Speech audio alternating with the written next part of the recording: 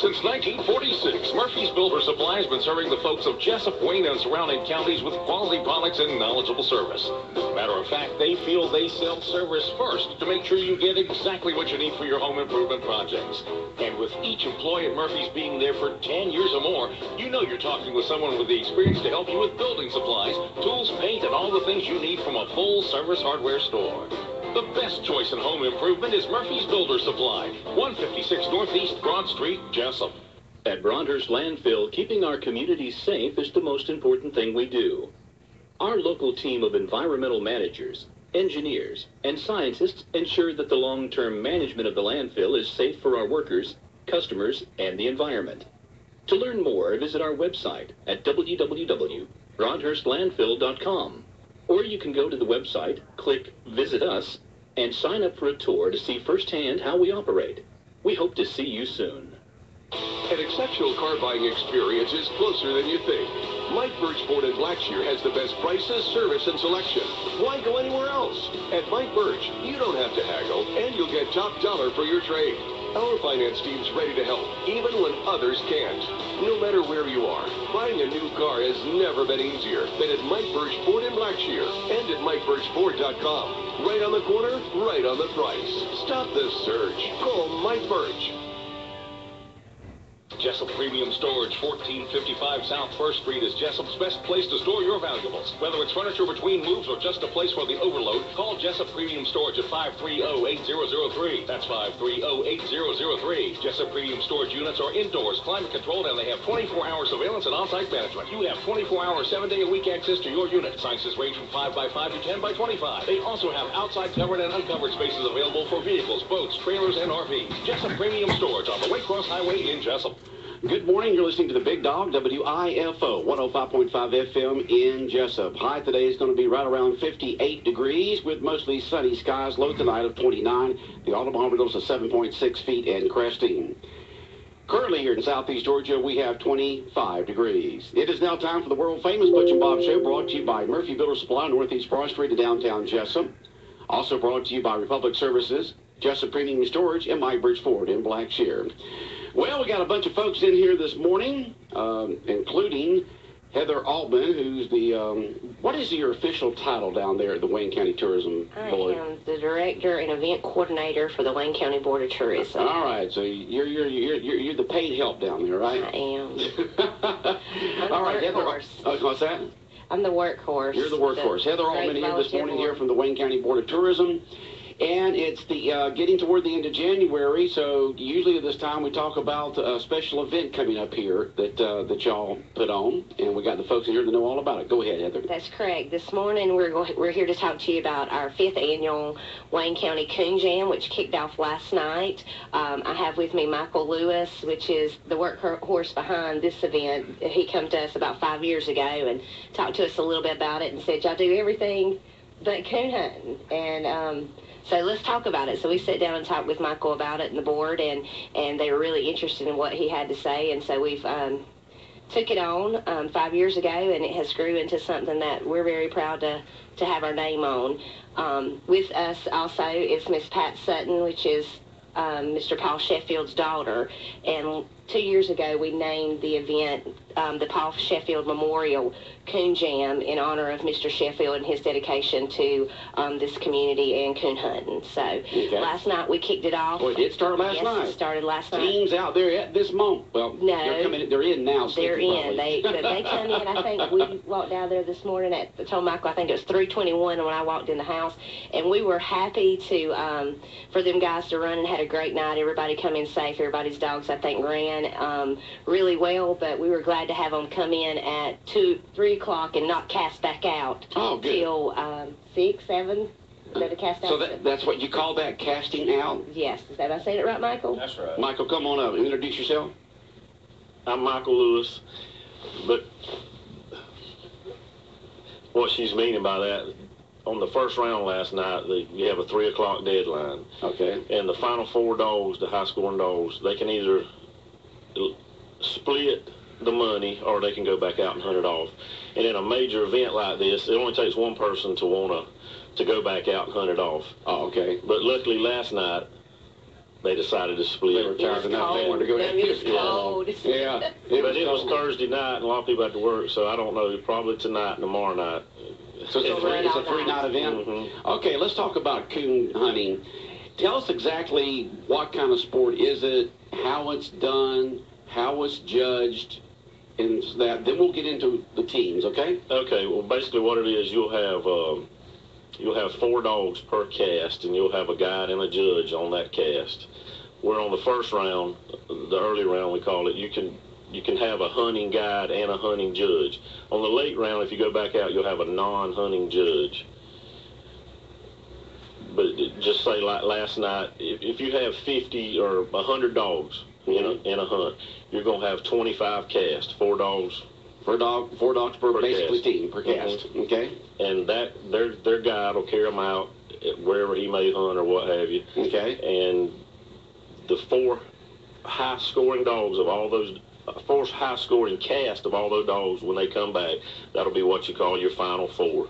Okay, let's say you got the hunting, you got the judge, and you got the guide, and you got the 4 dogs. They walk into the woods. Well, okay. Then what happens? Well, what you'll do, you'll bring them up to a branch or wherever you may hunt. Okay. And you'll turn those dogs loose. Just turn the 4 dogs loose and they take off like my coon dog. I let Doobie out. Man, he's gone. Well, you cut them loose. I can hear him running something through the woods. He's not trained, so I don't know what he's running into. He'll finally come back home, this big old happy look on his face, and let up to his knees, and just like he had a great time. But anyhow, when you cut them loose, the first dog to strike gets 100, 75, 50, 25. Okay. Same on the tree, but the thing is, you got to know your dog. Yeah. You can't strike someone else's dog. If you strike someone else's dog, you'll be minus for the position. Now, how do you know your dog? The bark? Yeah, you'll know the bark. Know the bark. And they know them, too. Yeah. Trust me, they know them. Yeah, they know. Yeah, they know them. And so they're trying to tree that coon out there. Now, how do you train a dog to tree just a coon? Why aren't they chasing other animals? Well, it's a lot of nights, a lot of long nights on a shot collar. And a shot collar. But some aren't as bad as others. I mean, these dogs are bred to do that. That's what they're bred to do, is tree. Okay. Now, if you got a team that goes out with four dogs and the guide and the judge, are they? It's just that one team, right? That's right. Okay. Now, so the judge between the 4 dogs. I mean, is that team basically the judge teams, or how does that work? Basically, all the judge does is he writes down the scores. When you strike your dog, he's going to write it down. We have a scorecard. Same as when they What is he writing down? He's writing down the points that you struck in for. Okay. Okay. And he judges the dog on what? Well, he's not really judging what the dog does. He's just, when you strike your dog, he's going, the first one to strike, he's going to write 100. Okay, first one strikes. But when the dog's tree and he gets to the tree and you see the coon, then they plus the points for the strike and the tree. All right. Okay. But how do you know which dog treed the coon? If you get up there, all 4 dogs could be looking. Yeah, but you'll know which one trees first. Oh, you will. A coon dog has a distinctive locate bark. He throws 2 or 3 different barks of any other bark when he first locates a tree. Oh, okay. All right. So you know when he trees it. Okay. Yeah, you know when he finds it and then trees it. But when you got 4 dogs right there together, you got to really be listening and know your dog's locate. To say, yeah. And so when you get there, if you see the coon, you plus the points. Okay. If it's a thick tree where he could be there and you may not see him, which Paul always told us he's there, you'll see him. They call that a circle to tree, circle points. All right. If it's a sleek tree and you know there's nothing there, then you minus those points. How long does it usually take? You go out with the judge and the guide and the 4 dogs. How long does it usually average take to be able to? Or do you just treat just one coon? No, you have a 2-hour. You hunt for 2 hours. You hunt for 2 hours and tree as many as you can. But the time's only running when you turn the dogs loose and they tree. When you score the tree, the time stops. When you're walking back to the truck or whatever, it stops, and it doesn't start back until you turn the dogs loose, cast them out again. Now, when you say train the dog with a shot collar, is that something that keeps them going a certain distance away, or no? It's just something that if they get on an off game or something, they're doing wrong, you can just kind of bump them a little bit and correct them. Yeah, correct them. Right. Yeah. It doesn't hurt them that way. All it does is just let them know, oh, I'm doing wrong. Right. Yeah, it's a training thing. Exactly. Keep them between the lines, okay? But as far as you ask hunting 2 hours. All right, we drew out last night at 7 o'clock. Right. The deadline was 3 o'clock this morning. Right. So the way you have to stop and start the time, it takes about that long to hunt those 2 hours. Okay. And so they're just be popping all around the woods out here, all over, just not Wayne County. How many teams do you have in this year? Well, I'm not sure. We hunted 44 dogs last night, which Thursday night's always a slower night. A lot of people that drive. Right. And you'll have more teams come in. They come in from all over the place, don't they? Yeah, we had them there from Kentucky and Ohio, South Carolina, what have you, last night. Man. Yeah. And y'all hunt on lands all around this area, don't you? Anywhere from some as back far as Riesland, South Carolina. Wow. And do y'all guess y'all get with the landowners beforehand and line all this up? Your guide. Your guide does it. He carries you to where he normally hunts. Yeah. So he's got those coons all caged up there, in the woods, ready to go, right? Well, I don't know about all that. He ain't got them caged up. I'm just kidding you. But, I'm just kidding. Yeah.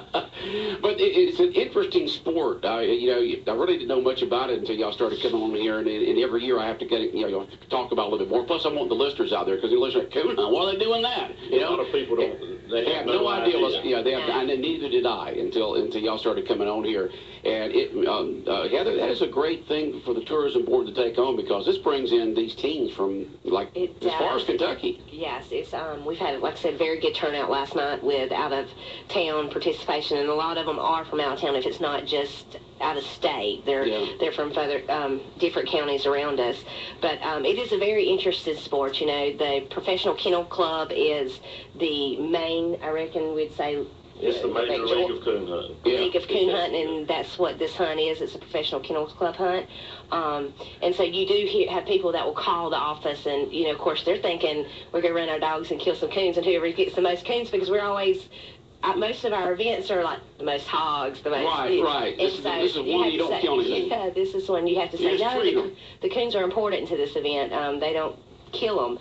So Michael's done a great job. Him and Get May has headed this up for us for, like I said, the past 5 years, and it has become a really, really huge event for the Wayne County Board of Tourism, and we're happy to have them guide us and direct us, because at night when I'm sitting there listening to coon hunters come in and the stories they tell and the money they spend and the things they do and the bloodline of these dogs and who's got this blood and who bought this dog and I don't know if you recall, but about 2 years ago we sat there and watched a man write a check out for $23,000 for a dog. I was just like, oh my gosh, and Michael's like, you just don't know. There's dogs out there that has a bloodline higher or way higher than that. Yeah, we had a gentleman on here 2 or 3 years ago that had a dog that was offered a ton of money for it. Well, Paul, he turned it down. Yeah, Paul was offered 46. Was it Paul that was in here? No, I didn't think so. It was something. He turned down $46,000 for Dan way back in 90? Yeah. Early 90s? Yeah, I talked to people after that when they heard. They said, man, I'd sell my dog in a heartbeat. But it's like selling, a family member, somebody that you have, an animal that you have spent countless hours being with, training, people just don't developing that relationship. The money. I can remember in 2004, Paul and Buddy, they won the 2-year-old world hunt twice that year with 2 different dogs. They won the fall and the spring, and they won $50,000 just on those 2 hunts. And then I think Paul sold Ann for $20,000 or $25,000 after that hunt. So wow. It's but now it's gotten up to where there's a lot of hunts that pay $50,000. The most I've ever heard, I think, on a dog is $46,000 or $47,000 for half interest in it. Now, what do we pay here in Wayne County at this coon hunt that we host here? Well, we'll give out right at $10,000. Around $10,000. Where does the money come from? Is the entry fees, or do you have sponsorships? A lot of entries in the tourism board. They help us a lot. Yeah. Okay.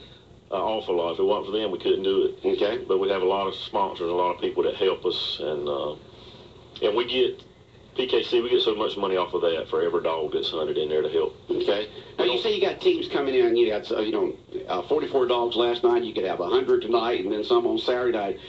So apparently teams don't have to hunt every night. Apparently they just hunt just one night, and they can hunt still have a chance to win, right? Well, we have a winner each night. Yeah, but every night has a winner. Okay. That's right. But then we'll also have an overall winner. Okay. For the dog that won the most casts over the 3 nights. So you'll have to hunt all 3 nights to be the overall winner. Any particular dog coming in that you really want to see in action or hear in action? that's coming in? No, there's a lot of good ones. I know there's somebody coming tonight. Tim Kramer's coming, and he's going to have a good one. And he was one that hunted with Paul for a long, long time. Now, where's Tim Kramer from? He's from Ridgeland, South Carolina. Okay, so he's coming in with some good dogs tonight. Okay. Yeah. And actually tonight I called Tim, and we tried to get at least a cast of some of the people that hunted with Paul back years ago. Mm-hmm. And so we've got 4 of them coming that is going to be just a cast of them. Some of Paul's old hunters. Put them back together. Some of the old buddies, huh? And carry them back to Paul's. And hunt them on his place tonight. All right, you're listening to Big Dog Country, the world-famous Butch and Bob show on WYFO 105.5 FM. Who's the silent partner over here next to you, huh? This is Pat Sutton. This is Paul's daughter. Paul's daughter, huh? Yeah, actually, me and her and Becky and Pat's husband Tim and Becky's husband Mike, we've all traveled the country together. Pat and Becky, way before I started. But Paul, they grew up, and that's what they grew up into. Move the mic over to Pat there. Pat, tell us a little about your experiences with coon hunting with your dad. Well, coon hunt was definitely part of our family. That's something that we did as a family, and we got to go a lot of places every weekend. Daddy had a old red van, a bread truck is what I remember it being, and he'd put some beds in there. Me and Becky would sleep while he done the dog supplies and hunt, and we got to travel a lot. So y'all actually slept in the back of the pickup while they were running the dogs? Yes, we did. He'd leave us right there sleeping at the coon hunt till he got in, then he would drive us in. But for a small country girl, we got to see a lot, and in 89 and 90, when Daddy won the Purina race, we got to go to Winston-Salem, North Carolina one year, and then Kalamazoo, Michigan. And for somebody from South Georgia, that small country girl, that was amazing to me. They put us up in these big hotels, and we got to wear our fancy dresses, and it really had a lot of good memories. My daddy loved it. He was definitely dedicated to it. He put God first, family, and then definitely coon hunting come in there third, and everything else fell in place. All right. Say that again. Yeah, the Braves might be fourth. They tell me stories that after he coon hunted, he had to find a TV to watch the Braves because he never missed a Braves game. No, he liked his Braves, even when they wasn't winning. Him and Mama was fans, so when they did start winning there for a while, that was all good. All right. And so you really enjoyed it growing up with that, and then, you know, all this tribute to your dad. I mean, you just got to be very proud of what's going on. I'm very proud of my dad. He was one of a kind, very miss him. I don't know if it's got any easier now. It's been 2.5 years. But he was one of a kind. He was one that I couldn't have wrote him out in a book and him been no better. Yeah. So a lot did of you ever have him on the show? Did he ever come in? I can't remember if he ever did or not. When you first started. I think the year before he died, passed away, he was able to attend the Coon Jam, and it was a good sight. You know, them guys coming in, sitting around him in his recliner, where they were talking about reminiscing on stories.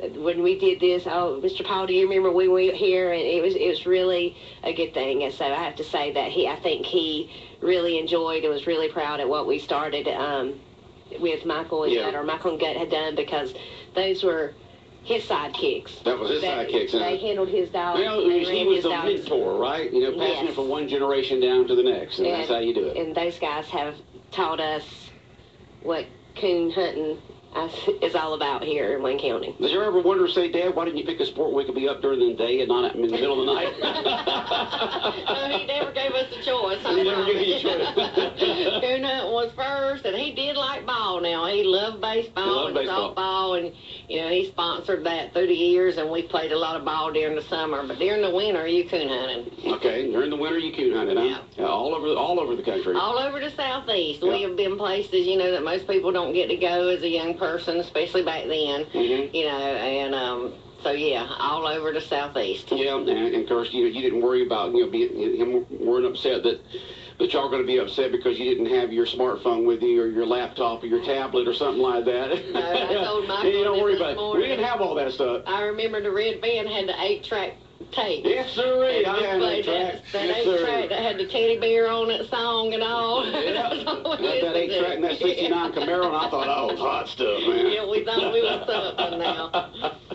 At the Coon Jam, Heather, tell us, do folks call in from around, or do they? How do they register for this and become part of the Coon Jam here in Wayne County? Any hunter can hunt with this event as long as they have to be a PKC member, correct? A member of the PKC. PKC is? Professional Kennels Club. Okay, Yes. Kennels Club. Make sure I said it right. But we basically are, the fairgrounds gates are open at 4 o'clock, and we're there. We start casting between 5:36, taking entries, and then they'll cast out and draw at 7. At 7 last night, tonight, and Saturday night. Okay. So, It sounds, Heather, tell us about your experience. The first time that you went out with these guys and gals and did your very first experience at coon hunting 4 or 5 years ago. Honestly, the first year we did this, I basically stay at the fairgrounds and sit there and listen to these guys and watch these guys come in and watch these dogs come in, and I'm just kind of like, called Michael, and I said, Michael, I'm pulling in, and there's a big 18-wheeler parked in the road where I pull in. Do you know? He's like, oh yeah, that's so-and-so, so-and-so. And I was like, He says, yes, he travels with his coon dog, and wherever he goes, whichever town he goes through, if there's a coon hunt close, he'll stop and take off. And I was like, okay, and next thing I know, come through, and there's clotheslines hanging and wet. So I'm going to tell you, I stay at the fairgrounds, and it is late. But when I've seen some of these guys come in, and they have waders on up to their waist, and they're wet from the feet to the waist because they've gone through sloughs and creeks and running their dogs, I have no interest in going out and running with them. I'll just stay and handle the office. Because I think that's where I'm best needed. Yeah, that's what I tell my Doobie, the coon dog that I found on the side of the road between Gardai and Mount Pleasant, December 2 years ago. So it's been 25 months now, and of course when I first found him, we had the coon, y'all folks come on, we talked about it and said, anybody, if this is your dog, please let me know. I've had him for a couple of months now. I want him to do what he was, bred to do, and no one ever claimed him. So I've had him now for a little over 2 years, and let me tell you, he's a mess. He is just one ball of energy. I mean, I wish I could harness the energy in that dog and pump some of it into me, because there's nothing he loves more than getting out. I'm glad I live out the lake. It's getting those woods. I'm worried half to death about him when he runs out there. Well, because he'll be gone anywhere from 20 minutes to 45 minutes, but he comes back. It's just amazing. You have to know that this is a very dedicated sport for these guys that run these dogs and train these dogs, the owners, the guides, because it's freezing. It was freezing last night, and these guys went out, I mean, no gloves on, waders on. No they gloves. Go out. Some of them may, but when they come in, it's like they just walked right out the woods and walked on in, and they love the sport. You gotta love the sport. Yes, when it's cold, and they get up no matter what it is or what the temperature is, and they go. They go and they chase them dogs through them woods. So you get your exercise. So you have to be in somewhat decent shape. I mean, Doobie there's no way in the world. I mean, if Doobie's walking in front of me, and then he let's say he gets maybe 20 yards in front of me, then he'll look back over his shoulder at me like, all right, I'm far enough away. Daddy's not going to stop me. He's gone. There's no way I can keep up with him. There's no way you can keep up with him. A lot of times dogs will get split up or what have you. And when they get deep in there, you can't get in the truck and drive around, because a person's got to be able to hear their dog and call their dog. So I know Gut told me last night when he got back, he was like 1.25 miles from his from the truck when his dog got treed. Yeah. So it's a lot of walking. A lot of walking, and not only is it walking, you're just not walking the road as you mentioned. You're walking through some rough woods, crawling. So you got some stuff you want to talk about? Well, I want to go over some of the sponsors. Yeah, let's definitely give those sponsors airtime. I really want to thank the Wayne County Board of Tourism, Pat and Becky at Sheffield's. It's amazing. Every time I need something done, I call Pat, and they get it done. And I call her all the time too. All the time, Pat, I got it. But they do so much for us. And Alan Morris with the Buzzard Roof in North Carolina. Kerry Martin, Blackshear Drug, Jonathan Overholt Construction, Riker Carter, the Carter Group, Ian Green with Green Motor Company, Ricky Bennett with Door and Window Supply in Hazelhurst, and myself, Lewis Hunting Supply, Big Dog Lights out of Ohio, Conkey's Hunting Supply out of Palatka, Florida, and Buddy Boy Pet Food. Pet Pets of America out of Williamson, North Carolina. If it wasn't for all these people, we couldn't do it. Okay. There's no way. All right. So the coon hunting's going on. Went on last night with 44 dogs. You could go up to maybe 100 tonight and Saturday night. And then when will the awards be given out, Heather? Well, we give out awards. We know you do pay out tonight. every night. Yeah. Yes, every night. But Saturday night will be our last night, so that will be the night when they come in, and hopefully, you know, I mean, just like you said, you don't know. They come in at 3 o'clock, and then those four get together. The top four dogs get together, and you want to run, you want to run, you want to run, you run. One person, one person says yes, we're running, and then they're back out. So it's hard to really say what time we award somebody, because if they cast back out and don't come back in till 7 o'clock the next morning, we have to wait on them. We have to wait on the judges and the scorecards to come in before we award. You have to be done by sunup. Okay. Do most teams that run cast on Thursday also on Friday and Saturday? Yes. Okay. Yes. So you just keep adding. Yes, you keep at it. And like Michael said last night, you know, it was Thursday night. People still, you know, probably still had to work this morning.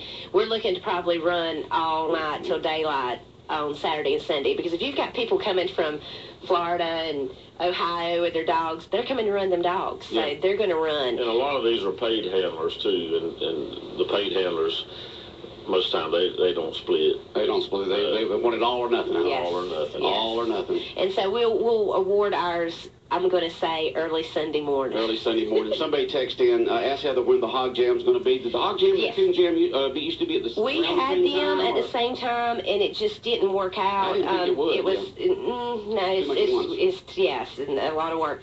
The hog jam is going to be February the 15th, 16th, or excuse me, the 16th, 17th, and 18th. Okay. That's that Friday, Saturday, and Sunday. Everything will be up online for it on Wednesdays. What we have down, everything's out, registration forms. I will go ahead and say that there's some changes to the event this year. We are not doing any dog teams. We're going to do bow and gun hunting only. For the hog jam. For the hog jam. And again, that's that Friday.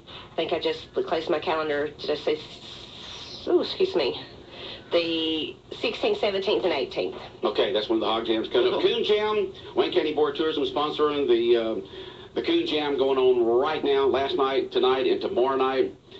Thank y'all so much for coming in and trying to explain to the listeners out there exactly what coon hunting's about. No, they're not killing any coons, folks. They're just treating them. It's a sport where four dogs compete against each other, basically to tree a coon, and then a judge is there to judge, and then you have an overall winner each. You have a winner each night of all the teams, and then you have an overall winner of all 3 nights. That's right. And it's a sport that's deep in tradition, right? Very deep. Very deep in tradition. And just hats off and welcome to all the folks from around the Southeasters coming into our area for this event. It's just fantastic. Thank you for having us. All right. Appreciate it. Take care, y'all. Have a blessed day. WIFO 105.5 FM in Jessup Big Dog Country Radio, world famous Butch and Bob show, brought to you by Mike Birch Ford in Blackshear, by Jessup Premium Stores located out here on the Waycross Highway. Also brought to you by Republic Services and by Murphy Builder Supply located on Northeast Broad Street in downtown Jessup. 105.5 FM in Jessup. The time now is 8:33, and coming up in just a little bit here.